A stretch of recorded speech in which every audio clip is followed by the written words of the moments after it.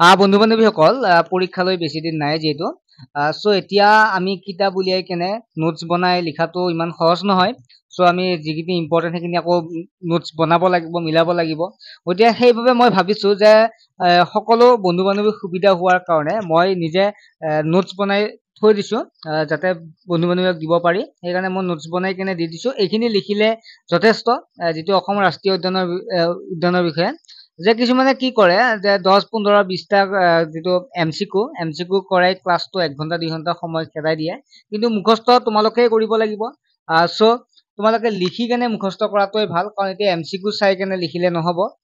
চ' প্ৰথমতে আমি ইম্পৰ্টেণ্ট খিনি চাব লাগিব, তাৰপিছত আমি মক টেষ্ট বিলাক দিব লাগিব। এতিয়া এইখিনি যিখিনি নোটছ বনোৱা গৈছে, ইম্পৰ্টেণ্ট খিনি বনোৱা গৈছে, য'ত গেট 4ৰ কাৰণে অতি সুবিধা হ'ব। অসমৰ ৰাষ্ট্ৰীয় উদ্যানৰ ভিতৰত ইয়াৰ পৰাই প্ৰশ্ন অহা দেখা যায়। গতিকে আৰম্ভ কৰিছো। যিসকলে নতুনকৈ আহিছে চেনেলটো ছাবস্ক্ৰাইব কৰি ৰাখিব এনেধৰণৰ নোটছ পাবৰ কাৰণে। হেণ্ড ৰাইটিং নোটছ হয়, গতিকে ধুনীয়াকে কিবা বুজি নাপালে মই যিটো চাউণ্ড দিম ভইচটোৰ জৰিয়তে বুজি ল'ব, মানে চিনি নাপালে বুজি ল'ব। অসমৰ ৰাষ্ট্ৰীয় উদ্যান। অসমত বৰ্তমান 7খন ৰাষ্ট্ৰীয় উদ্যান আছে। কাজিৰঙা ৰাষ্ট্ৰীয় উদ্যান যদি চাওঁ, প্ৰথম হৈছে কাজিৰঙা ৰাষ্ট্ৰীয় উদ্যান। ৰাষ্ট্ৰীয় উদ্যান ঘোষণা কৰিছিল জানুৱাৰী 1 তাৰিখ 1974 চনত। মাটিকালি 430 বৰ্গ কিলোমিটাৰ। অৱস্থান যদি চাওঁ তেনেহ'লে গোলাঘাট আৰু নগাঁও। ৱৰ্ল্ড হেৰিটেজ চাইট অৰ্থাৎ বিশ্ব ঐতিহ্য ক্ষেত্ৰ হিচাপে 1985 চনত ঘোষণা কৰা হয়। বাঘ সংৰক্ষণ ক্ষেত্ৰ 2006 চনত, যদিও দুই এটা চ'ৰ্চত 2007 বুলি আছে, কিন্তু মই যিমানবোৰ চাইছো 2006তে বেছিভাগত পাইছো কাৰণে 2006 দিয়া হৈছে। উল্লেখযোগ্য প্ৰাণী হৈছে এশিঙীয়া গড়, বাঘ, হলৌ বান্দৰ, বনৰীয়া মহ, বনৰীয়া গাহৰি। মানস ৰাষ্ট্ৰীয় উদ্যান 2 নম্বৰ ৰাষ্ট্ৰীয় উদ্যান হয় মানস ৰাষ্ট্ৰীয় উদ্যান। মাটিকালি 500 বৰ্গ কিলোমিটাৰ। অৱস্থিত চাওঁ যে তেনেহ'লে চিৰাং আৰু বাক্সা জিলাত অৱস্থিত। বিশ্ব ঐতিহ্য ক্ষেত্ৰ অৰ্থাৎ ৱৰ্ল্ড হেৰিটেজ চাইটত যদি চাওঁ ঘোষণা কৰিছিল 1985 চনত। কাজিৰঙা ৰাষ্ট্ৰীয় উদ্যান আৰু মানস ৰাষ্ট্ৰীয় উদ্যান একেটা বছৰতে ঘোষণা কৰা হৈছিল। ৰাষ্ট্ৰীয় উদ্যান ঘোষণা কৰিছিল 1990 চনত।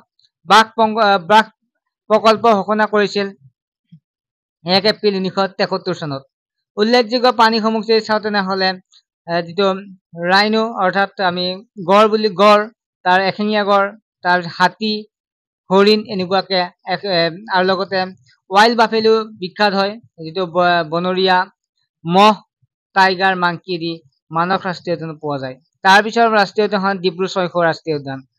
অৱস্থিতি তিনিচুকীয়া আৰু ডিব্ৰুগড় জিলাত। মাটিকালি 340 বৰ্গ কিলোমিটাৰ। ৰাষ্ট্ৰীয় উদ্যান ঘোষণা কৰিছিল 1999 চনত। নামেৰি ৰাষ্ট্ৰীয় উদ্যান অৱস্থিত শোণিতপুৰত। মাটিকালি 200 বৰ্গ কিলোমিটাৰ। ৰাষ্ট্ৰীয় উদ্যান ঘোষণা 1998 চনত। বাঘ প্ৰকল্প ঘোষণা 2000 চনত। ওৰাং ৰাষ্ট্ৰীয় উদ্যান অৱস্থিত দৰং আৰু শোণিতপুৰ। মাটিকালি 79 বৰ্গ কিলোমিটাৰ। ঘোষণা ৰাষ্ট্ৰীয় উদ্যান 1999 চনত। ৰায়মনা ৰাষ্ট্ৰীয় উদ্যান অৱস্থিত কোকৰাঝাৰ জিলাত। ৰাষ্ট্ৰীয় উদ্যান ঘোষণা কৰিছিল 2021 চনৰ 5 জুনত। সোণালী বান্দৰৰ বাবে বিখ্যাত ৰায়মনা ৰাষ্ট্ৰীয় উদ্যান, আৰু মাটিকালি হৈছে 422 বৰ্গ kilometre. Dihing Patkai national park অৰ্থাৎ দিহিং পাটকাই ৰাষ্ট্ৰীয় উদ্যানখনৰ মাটিকালি 232 বৰ্গ কিলোমিটাৰ। অৱস্থিতি হৈছে তিনিচুকীয়া আৰু ডিব্ৰুগড়। নেশ্যনেল পাৰ্ক হিচাপে ঘোষণা কৰিছিল 2021 চনৰ 9 জুনত। বাঘ প্ৰকল্পত থকা অসমৰ ৰাষ্ট্ৰীয় উদ্যান 4খনত বাঘ প্ৰকল্প আছে। কাজিৰঙা ৰাষ্ট্ৰীয় উদ্যান 2006 চনত, মানস ৰাষ্ট্ৰীয় উদ্যান 1973 চনত, নামেৰি ৰাষ্ট্ৰীয় উদ্যান 2000 চন, আৰু ওৰাং ৰাষ্ট্ৰীয় উদ্যান কেতিয়া ৰাষ্ট্ৰীয় বাঘ প্ৰকল্প হয় কমেণ্ট কৰি জনাবা। তাৰপিছত অসমৰ বিশ্ব ঐতিহ্য ক্ষেত্ৰ ঘোষণা কৰা ঠাইসমূহ হৈছে 3খন হৈছে অসমত বিশ্ব ঐতিহ্য ক্ষেত্ৰ। তাৰে ভিতৰত 2খন হৈছে নেচাৰেলি আৰু এখন হৈছে কালচাৰেলি।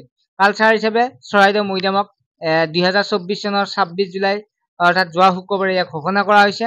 মানস ৰাষ্ট্ৰীয় উদ্যান 1985 চনত, কাজিৰঙা ৰাষ্ট্ৰীয় উদ্যান 1985 চনত। এতিয়া বিশ্ব ঐতিহ্য ক্ষেত্ৰ হিচাপে অসমৰ ঠাই হৈছে 3খন।